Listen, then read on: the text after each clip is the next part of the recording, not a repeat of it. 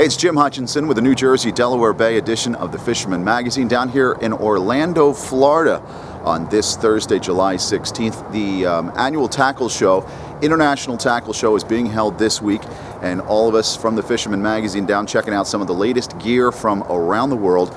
If you want to see some of the newest updates, I would encourage you to go over to our Facebook page, check it out. It's the Fisherman.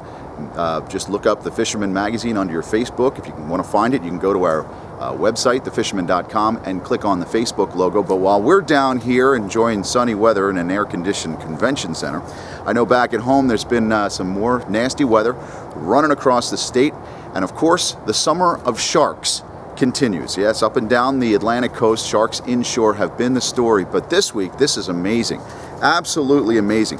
Folks looking for doormats off of Sandy Hook, and the drag starts screaming. What do you know? Not only do we have those makos and threshers and browns and sand tigers, but check this out. We got this video. Take a look at the corner of the screen here. Look for the video icon that says click here for the video. Robert Latore and crew were out fluke fishing off of Sandy Hook this week, and Nick Honicheski tracked this photo down. What do you say about a typical 30-40 pound mono rig and a squid rig, you know, the green skirt, and then ended up with this great white shark? Somebody caught a great white shark, Robert Latore, Jason Bardenhagen. You never know what you're going to find. We always joke around about that. Drop a line in the water, you just absolutely never know what you're going to find. The makos, for the most part, turning away from the great whites for a second, the makos are mostly moving out. The big Mako Mania Shark Tournament was held this past weekend. You know, only a couple of Mako sharks were weighed in. I know I've talked to a couple of guys who said they didn't fish the tournament this year, but they wish they would have, knowing that it was such a tight competition. We got to congratulate the one Mako for sure. Ray Carrico of Grumpy's Bait and Tackle and his crew were all the marble winners in the Mako Mania this year for the 153.8 pound Mako they caught off their boat, the BNR-2, angler Sean Smeda and Captain Jeff Crilly. So more of the Makos are moving out, but we still have some giants inshore, especially the threshers, which are still chasing those bunker schools, the last of the bunker schools, and we'll have bunker schools throughout the summer. But Roy and John Wurst were out this week with Brian Donahue, 23-foot contender, bunker at the mud hole, ended up fighting for almost 2 hours this 516-pound thresher that they brought into Twin Lights Marina just earlier this week as well. If you continue farther east, if you're looking to get away from the sharks, the bluefin bite, the bigeye, they're still snapping.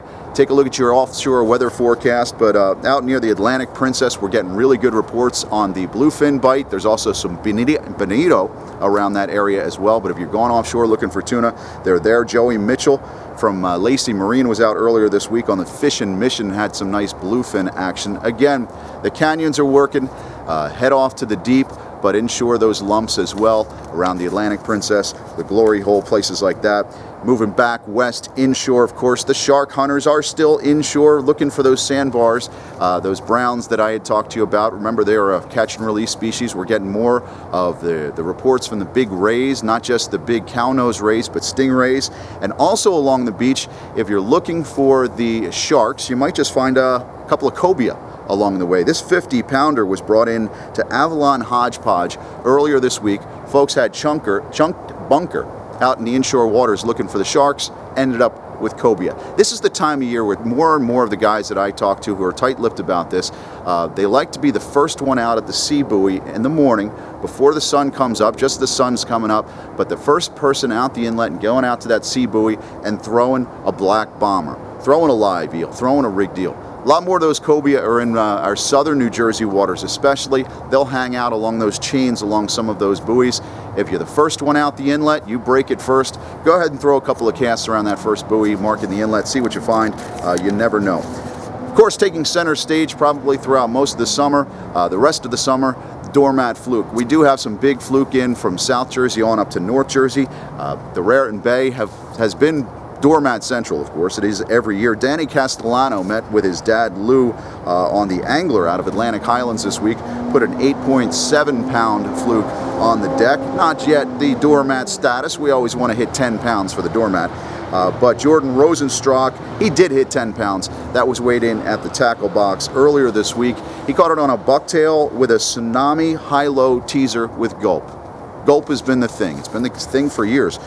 Starting to find more of these fluke, I think. About that time of year, start feeding on the squid.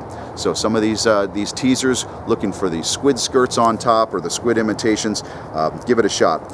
High tide, Barnegat Inlet, Saturday at 1:20 p.m. So if you're looking for the incoming water, you got it this weekend, early in the morning.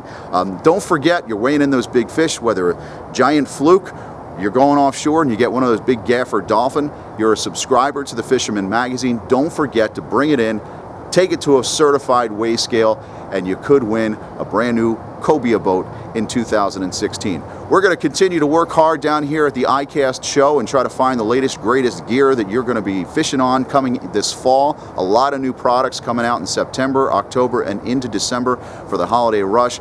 Go check us out over at our Facebook page, and we'll continue to update things live as we learn them. And I hope you have a terrific week fishing. I can't wait to get out of Florida and get back to Jersey and do a little fluking myself. So until next week, thanks for joining us here at thefisherman.com. To receive the latest fishing reports, subscribe to the Fisherman's YouTube page. Click subscribe, then click the settings button and check Send Me Updates. You'll now receive notifications of the latest Fisherman YouTube videos and reports. If you're already a subscriber, make sure you've checked Send Me Updates in the settings so you receive the latest notifications.